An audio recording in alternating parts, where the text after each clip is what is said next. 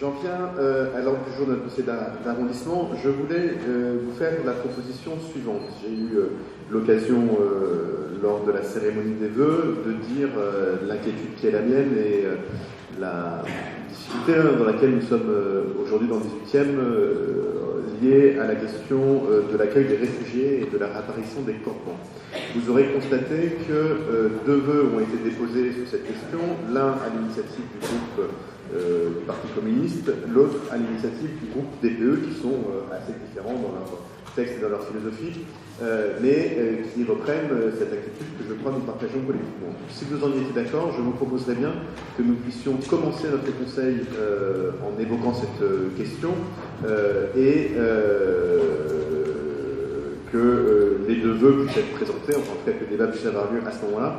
Vous a été distribué sur table un nouveau texte qui pourrait, et Gérald Briand en dira un mot, qui pourrait peut-être, en tout cas je l'espère, nous rassembler sur cette question. Est-ce que ça vous convient? Donc on présenterait, Gérald Briand prendrait la parole sur son vœu et le texte qui vous est proposé. Ensuite, le groupe DPE pourrait présenter son propre vœu et nous dire ce qu'il en est.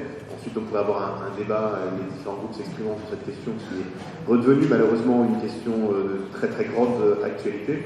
Et nous pourrions ensuite passer au vote. Est-ce que ça vous conviendrait donc en substitution de la discussion plus tard au cours de la soirée? Si ça ne pose de difficulté à personne, je vous en remercie et je laisse la parole à Gérald Briand. Merci Monsieur le maire. Oui, donc c'est plus qu'un vœu, c'est une adresse à l'État que nous interpellons une nouvelle fois, mais je pense avec plus de solennité que d'habitude. Pourquoi ça? Parce que vous qui suivez le conseil d'arrondissement, c'est une question, celle des migrants sur notre territoire, c'est une garantie du 18e que vous maîtrisez un petit peu, donc on a l'habitude d'en parler, vous connaissez un petit peu les pendants et les tenants de cette histoire. Et aujourd'hui revient le phénomène que nous avons constaté, c'est-à-dire la renaissance de grands campements qui s'élargissent sur tout le territoire. Donc maintenant, vous avez des campements sur tout le périphérique, sur toutes les portes. Vous recevez comme nous, en tant qu'élus, j'imagine, les signalements de la population qui ne comprend pas. Donc on avait pas mal avancé sur la situation avec, je le rappelle, le centre humanitaire de la Chapelle, que nous avons, comme promis aux habitants, dit que c'était une opération de 18 mois, donc nous avons ensuite commencé les travaux de Condorcet comme prévu, et ça va, pour ceux qui regardent, ça avance bien. Après, sauf que tout ce que nous avions imaginé, puisque la ville avait mis à disposition, eh ben, elle n'est pas utilisée, et on se retrouve dans une situation où le nouveau système fait que on a de plus en plus de gens qui vivent à la rue, de migrants en situation notamment de primo-demandeurs pour ce qui est donc le droit d'asile, et qui, au mépris des règles internationales, se retrouvent encore obligés de passer par la case campement pour être pris en charge. Et prise en charge, en plus, on a eu une dégradation de prise en charge, parce que, alors d'aujourd'hui, c'est le maire adjoint qui suit ça qui vous le dit, on a eu, depuis le mois de décembre, que à peine 3 opérations. Donc, pour vous dire un petit peu que, ben voilà, on est face à un vrai souci, une augmentation certaine. Et pourquoi faire un vœu aujourd'hui? Parce qu'on ne se fait pas comprendre, quoi, des pouvoirs publics. Le maire 18e a interpellé, a sollicité donc le préfet, et le préfet, à la date du 27 décembre, dans sa réponse, dit qu'il n'y a plus de campement. On a évité la constitution de campement. Alors, je crois qu'on est dans un moment où on ne se fait pas comprendre. Soit le préfet il vient avec nous, on fait le tour avec le maire 18e, parce que je crois qu'il y a que ça à faire, et puis on se donne les moyens de faire. Nous, je crois que la ville, elle a fait beaucoup, elle peut encore faire beaucoup, elle a les moyens pour le faire, elle est à disposition, mais il faut qu'on arrête ce petit jeu qui d'abord met les migrants dans une grande souffrance, et les habitants qui ne comprennent pas et qui voient une dégradation de leur quartier qui n'est plus possible. Donc aujourd'hui, je crois qu'il faut raison garder. Et je pense que ça aurait du sens si ce vœu qui a été réécrit Donc moi je partage les modifications, mais dans l'idée vraiment qu'on puisse avancer au plus vite. On connaît en plus, c'est pas une question nouvelle, hein, c'est pas quelque chose qui fait éruption, on connaît, on sait comment faire, on sait quels moyens, quel bouton il faut appuyer, en l'occurrence, là on sait, on l'a déjà fait, on a fait la preuve qu'on pouvait faire disparaître les grands campements dans l'arrondissement. Donc voilà, donc c'est un appel à l'intelligence commune, et notamment à l'État, à ses responsabilités, qui en a de grandes dans ce dossier. Et je ne voudrais pas, moi, qu'il y ait des malas intentions pour faire dire au final, mettre un peu de l'huile sur le feu sur ce dossier. Alors je pense qu'au contraire, il peut être réglé, et il doit être réglé, et rapidement. Voilà, c'est tout ce que j'avais à dire. J'en profite pour vous dire quand même qu'il y a aussi la nuit de la solidarité le 7 février, et que tous ceux qui veulent participer à une opération de montage, grandeur nature, tout ce qui est donc la question des sans-abri dans leur dimension large, c'est-à-dire aussi SDF et tout, voilà, on aura une opération de terrain le 7 où on pourra en plus voir où on en est concrètement, quartier par quartier, à l'ensemble du territoire parisien et bien sûr dans le 18e. Merci Gérald. Voilà un peu l'esprit dans lequel nous voulions faire ce moment un peu solennel de conseil d'arrondissement pour redire l'inquiétude qui est la nôtre, mais j'ai eu l'occasion de m'exprimer lors de la cérémonie des vœux, donc je ne le referai pas, et je vais donner la parole à tous ceux qui souhaitent la prendre. Peut-être d'abord Freddy Laméal, qui avait présenté un vœu là-dessus. Je crois qu'il y avait Loïc Lorenzini, Christian Honoré. Christian Honoré, est-ce qu'il y a d'autres demandes de prise de parole? Pierre-Alexia, et ensuite nous passerons au vote. Freddy Laméal. Merci Monsieur le maire, je ne serai pas très long puisque la question du diagnostic est relativement partagée. En tant qu'élus qui soutenons la majorité présidentielle, nous avons été bien évidemment très sollicités, et notamment par d'abord les adhérents de notre mouvement, mais aussi par les riverains qui connaissent des situations extrêmement difficiles, mais au-delà, par les migrants eux-mêmes.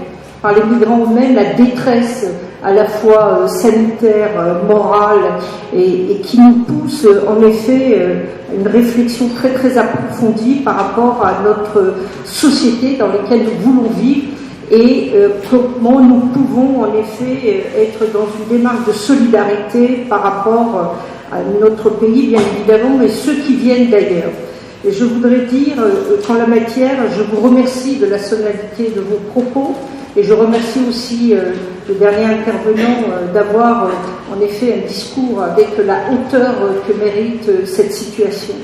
Alors, nous soutenons le gouvernement et nous soutenons la politique qui est menée en la matière, et nous en sommes d'une certaine façon très fiers. Pourquoi? Parce que jamais, vous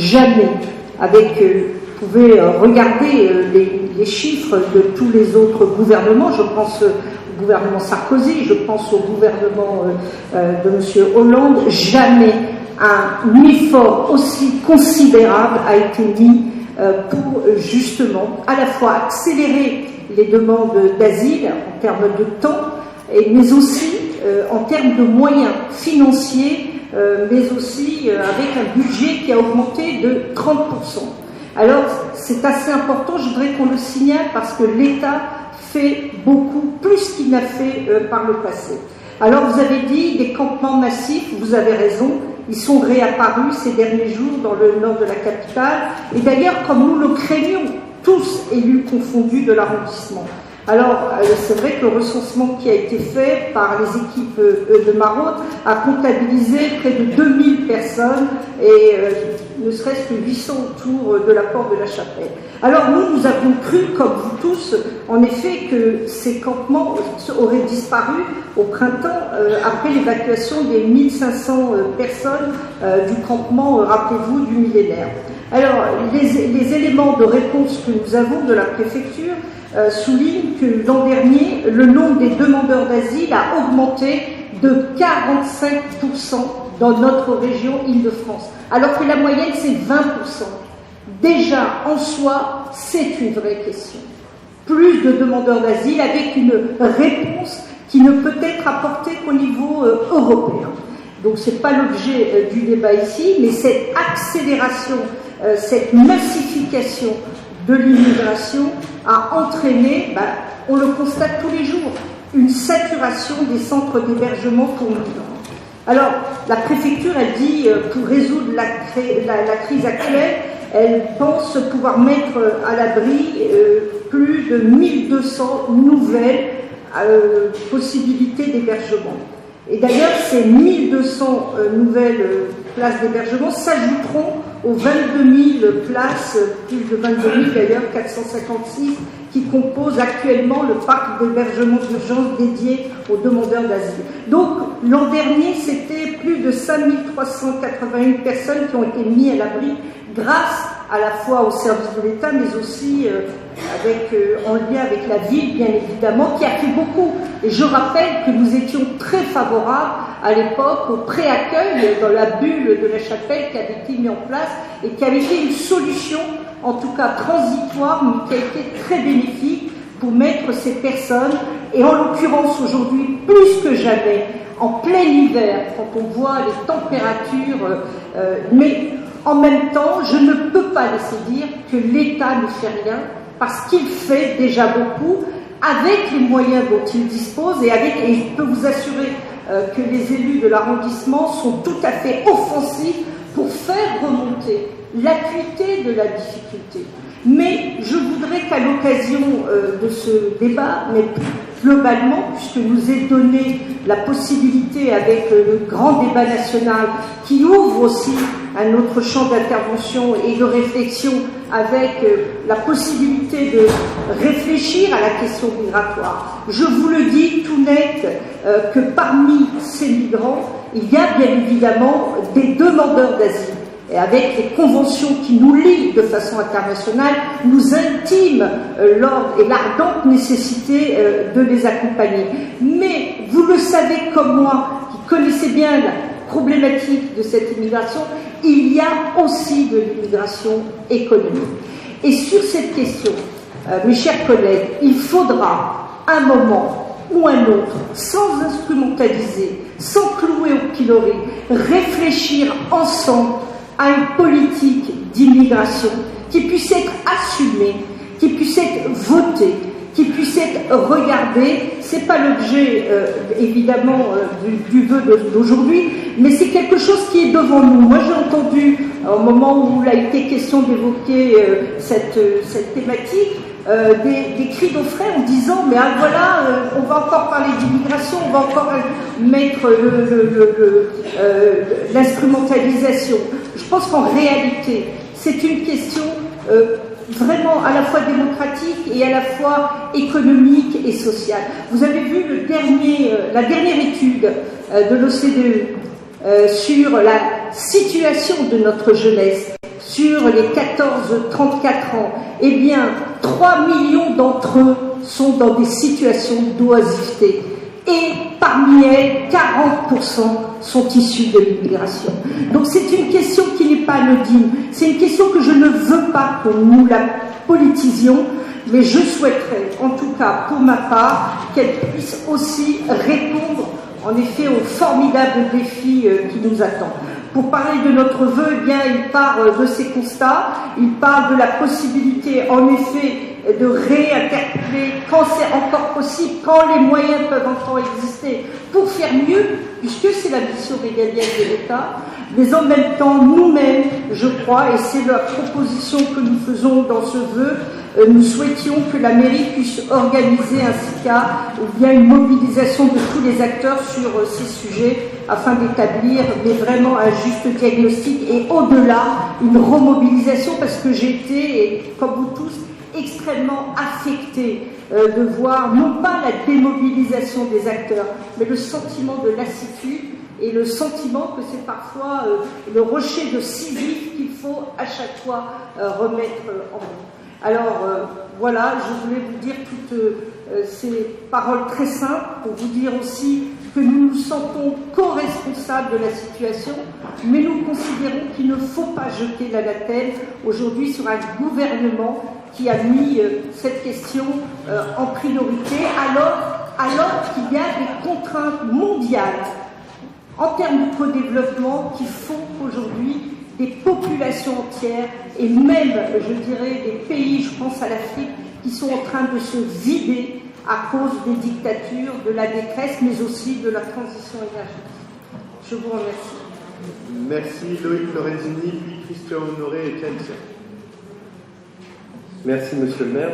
Il y aurait beaucoup de choses à dire suite à l'intervention de Mme Léal, mais comme elle le disait elle-même, on va essayer de rester à un niveau de débat à la hauteur des enjeux. Juste sur le vœu que vous proposez, le groupe DPE, je ne vois pas en quoi organiser un SICA viendrait répondre à la détresse matérielle et morale des personnes qu'on peut voir dans notre arrondissement, issues justement de ces parcours migratoires difficiles. C'était une parenthèse. Pour en revenir sur le vœu qui est proposé effectivement par la majorité, présenté par Gérald Debriand, les élus écologistes, bien sûr, comme l'ensemble, j'imagine, du conseil municipal et des personnes qui nous écoutent, déplorent la situation matérielle et morale des réfugiés dans laquelle se trouvent les réfugiés aujourd'hui dans la France entière, que ce soit dans le 18e arrondissement, que ce soit la frontière italienne, que ce soit sur les côtes de la Manche. Ce qui nous intéresse ici, c'était aussi de dire que le centre d'accueil et d'hébergement a constitué une réponse et qu'aujourd'hui, cette réponse n'existe plus. Elle constituait une réponse parce qu'il y avait aussi des opérations de mise à l'abri qui permettaient de créer des vrais parcours d'installation et des vrais parcours pour ces personnes. Le centre d'hébergement sans mise à l'abri n'aurait pas fonctionné. Aujourd'hui, on a moins de mise à l'abri, on n'a plus du tout de ce centre d'accueil et d'hébergement. Ce centre d'hébergement, c'était un centre d'accueil et d'hébergement pour le jour et la nuit, et qui effectivement permettait aussi d'apporter des réponses avec des associations locales pour intégrer, pas pour occuper, mais en tout cas pour intégrer les personnes qui l'occupaient. Je crois qu'il y a un aveuglement aujourd'hui de l'État et de l'Europe à ne pas voir la situation en face. La question des réfugiés et des exilés n'est pas nouvelle, et non, Madame Léal, vous savez que vous n'allez pas disparaître de cette façon. La situation ne disparaîtra pas d'elle-même d'ailleurs. Pour nous, c'est un manque de conscience et de responsabilité envers les migrants et les Français en général. Je pense qu'on a vraiment besoin de dispositifs, et notamment dans le 18e, mais pas ailleurs, parce qu'il s'agit effectivement de ne pas concentrer l'ensemble des réponses dans notre arrondissement qui a déjà fait preuve de beaucoup de solidarité, qui continuera de toute façon à le faire, que ce soit au travers de l'action de la mairie ou celle des habitants. Il s'agit de construire des dispositifs qui créent des vrais parcours, qui créent des véritables parcours pour ces personnes exilées. Des parcours qui soient positifs et qui soient porteurs d'avenir. Merci. Donc, bien sûr, nous soutenons et nous voterons le vœu proposé par la majorité municipale du 18e. Merci Loïc Lorenzini. Christian Honoré, puis Pierre Lucien. Oui, monsieur le maire. D'abord, merci de nous avoir donné l'occasion d'ouvrir ce débat. Je ne vais pas revenir sur ce que nous avons dit avec Thierry Bournazel au Conseil de Paris lors de la création du centre humanitaire Porte de la Chapelle. Les flux migratoires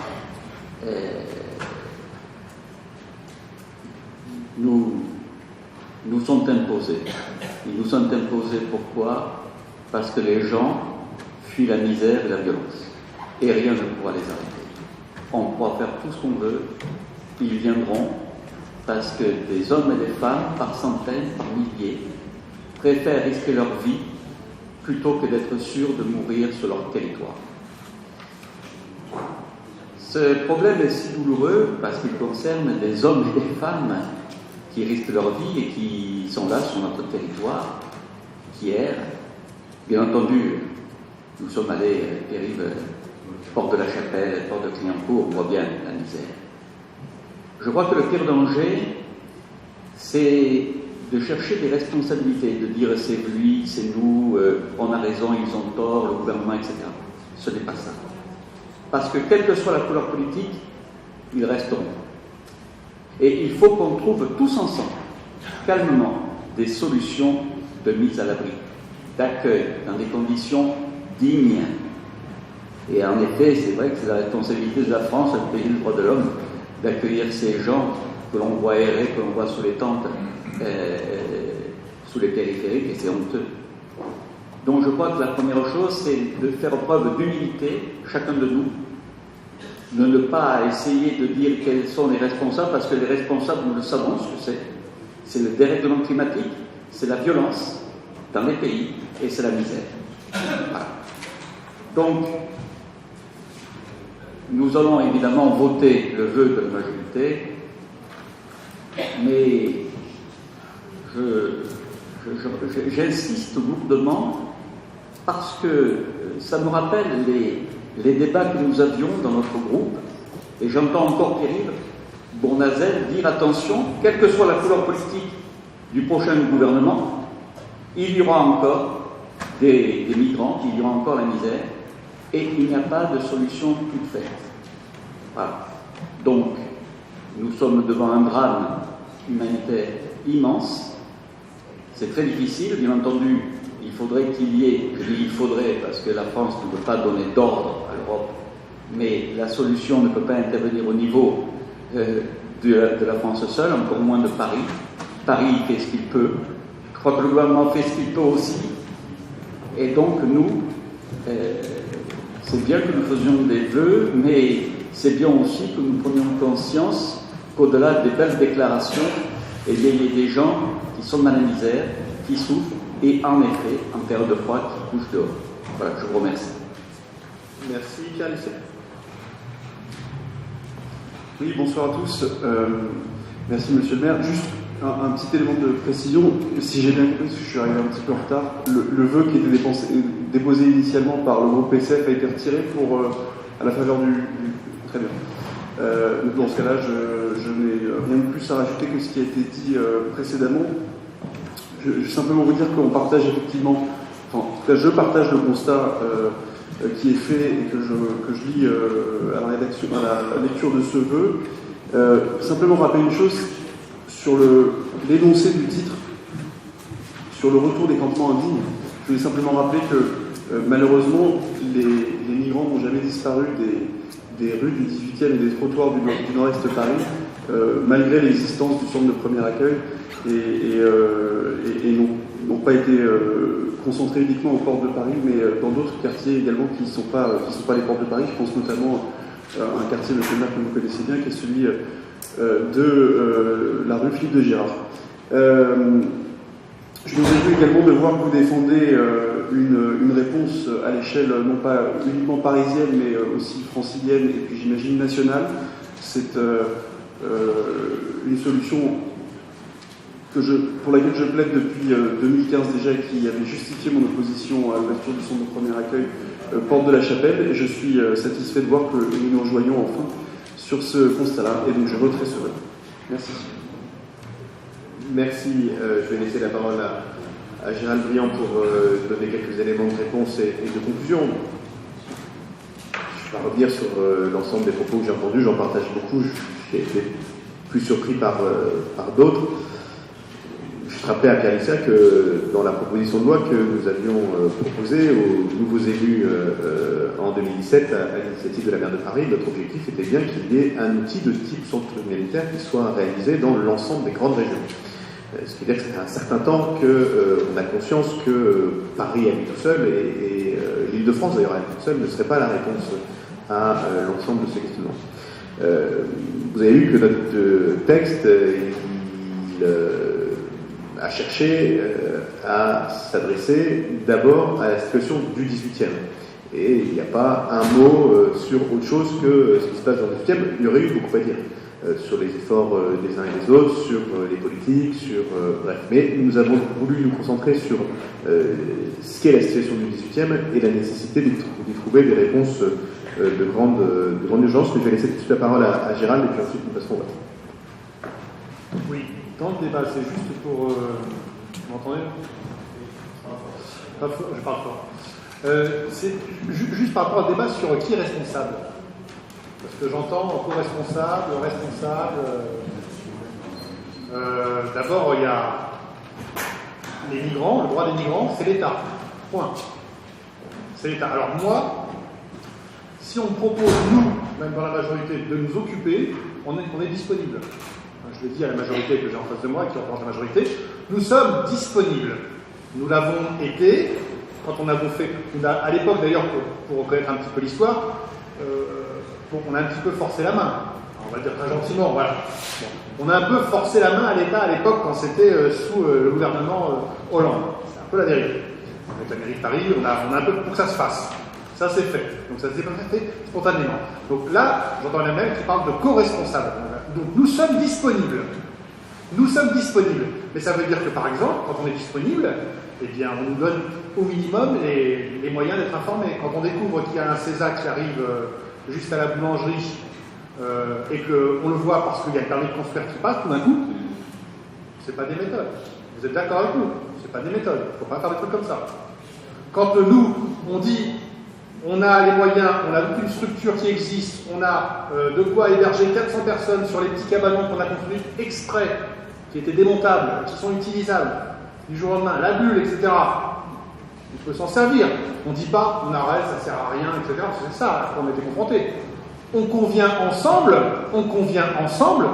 d'un constat et de dire aujourd'hui, ben voilà, on mesure le nombre de personnes qui vivent à la rue, les campements qui sont là, et on s'accorde sur un diagnostic partagé.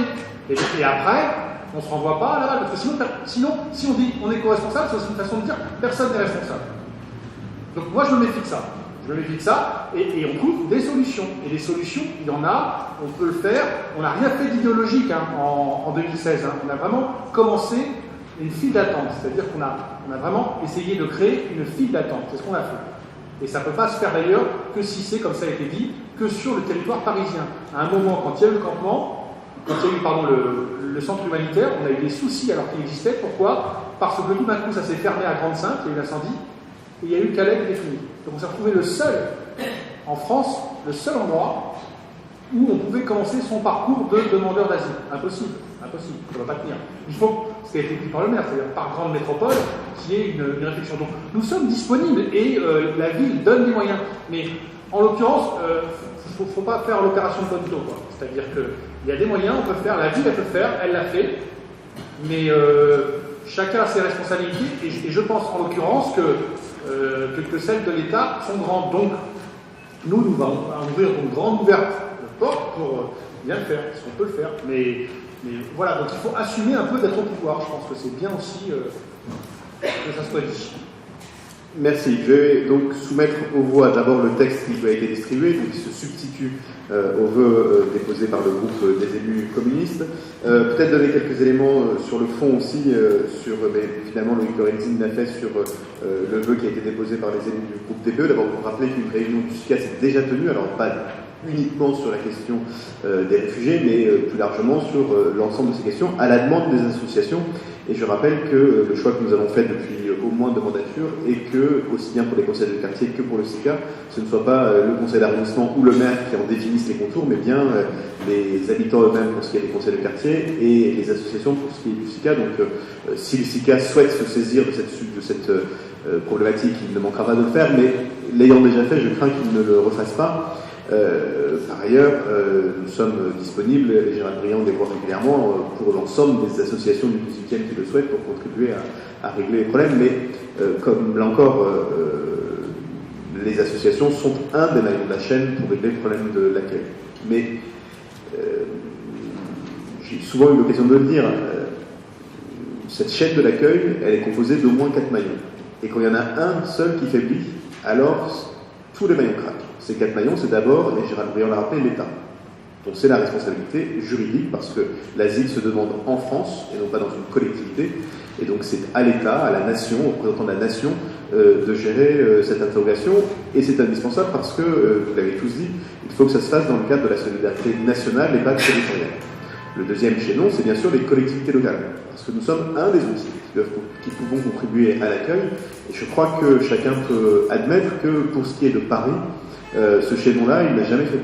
Il a souvent porté plus encore que ce qui était son juste poids dans la question. Le troisième chaînon, c'est bien sûr les associations. Elles peuvent être de grandes associations, France Terre d'Asile, Emmaüs, des structures avec lesquelles nous travaillons très régulièrement, comme elles peuvent être de plus petits groupes qui, notamment dans le 18e, ont contribué à la solidarité locale. Elles peuvent être aussi, ces associations, parfois problématiques. Et il arrive, notamment dans le 18e, que nous ne puissions pas travailler avec un certain nombre d'associations qui parfois font plus de mal que de bien. Et on connaît cette situation ici dans le 18e. Et puis ce quatrième chaînon indispensable, c'est les habitants. Parce que ce pourquoi nous plaidons depuis le début, c'est pour la double dignité. Cette dignité de l'accueil, mais cette dignité aussi des quartiers dans lesquels ils ont ces réfugiés à être accueillis. Et si cette dignité-là n'est pas retrouvée, alors ce sont les habitants que nous allons perdre. Et dans ces circonstances-là, si c'est ce maillon-là qui craque, je pense que la situation de notre territoire deviendrait encore plus difficile. Il a fallu, depuis ces dernières années, faire en sorte que cette chaîne, elle tienne. Et je crois que dans le 18e et à Paris, la collectivité locale a pris sa part. Aujourd'hui, je le dis aussi, il faut que tous les maillons tiennent, et notamment celui d'État. C'est lui qui pilote.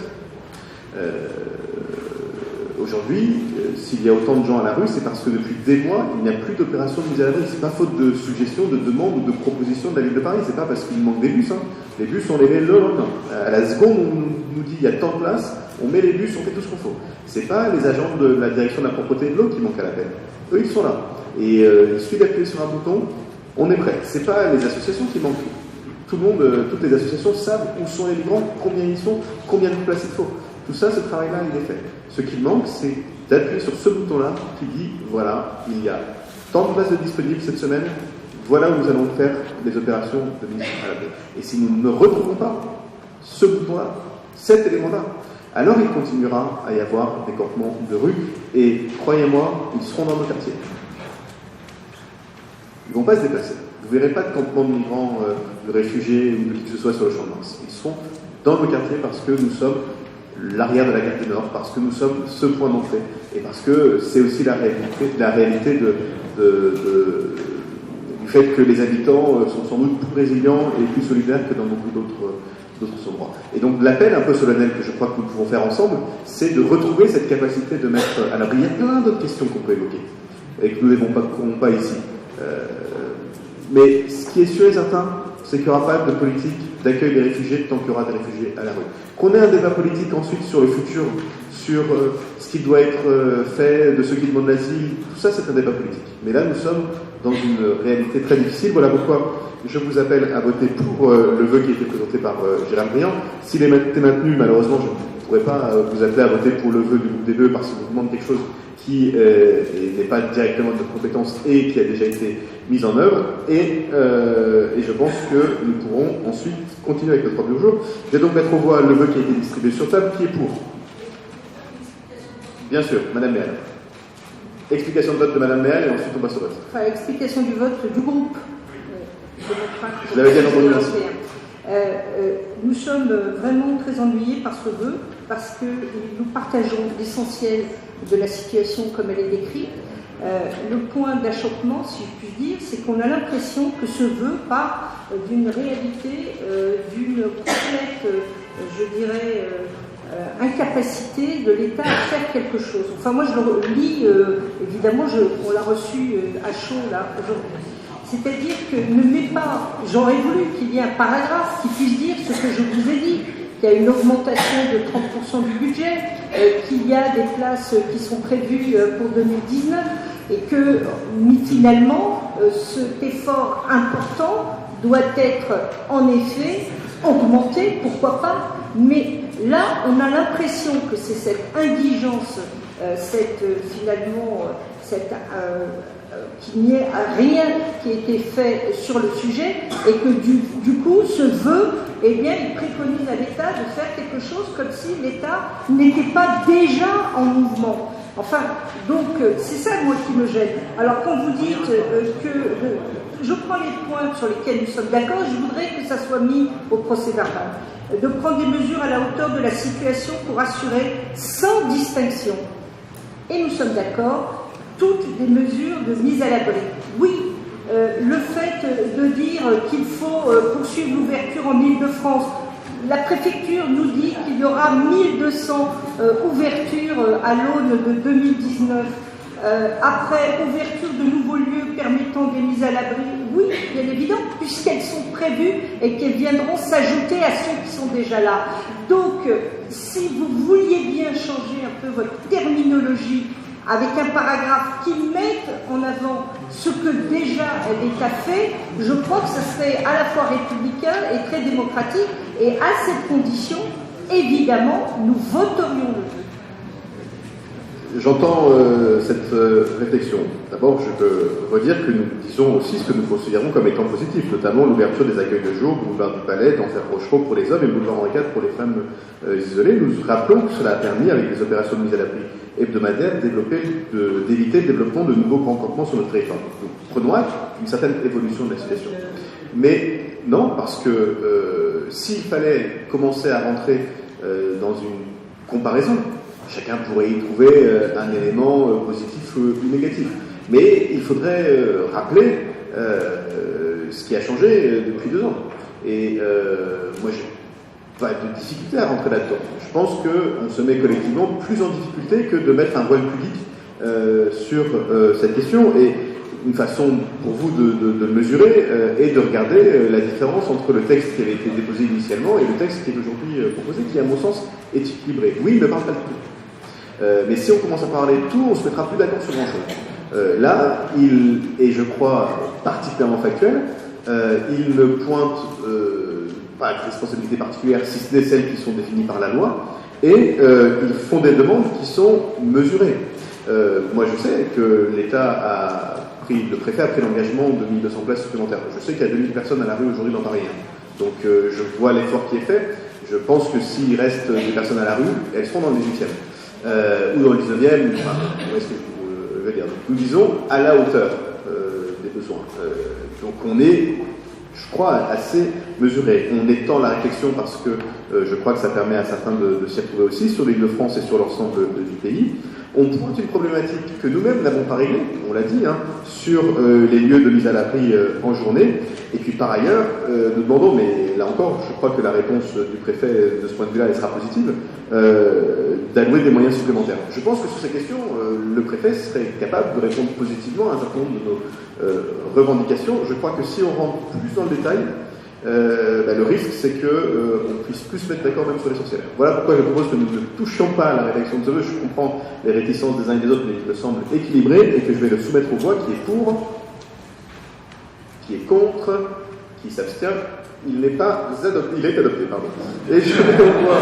Excusez-moi. Je prenais de l'avance. Et je mets aux voix le vœu déposé par le groupe DPE sur cette question qui est pour, qui est contre, qui s'abstient. Celui-là n'est pas adopté. Je vous en remercie.